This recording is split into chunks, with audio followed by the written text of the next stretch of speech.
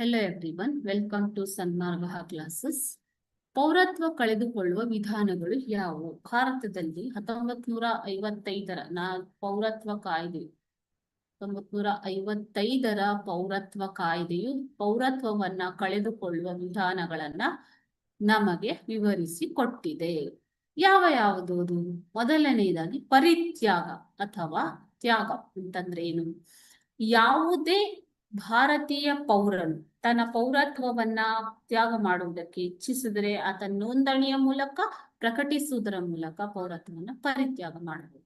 ಅಂತ್ಯಗೊಳಿಸುವಿಕೆ ಅಂತಂದ್ರೇನು?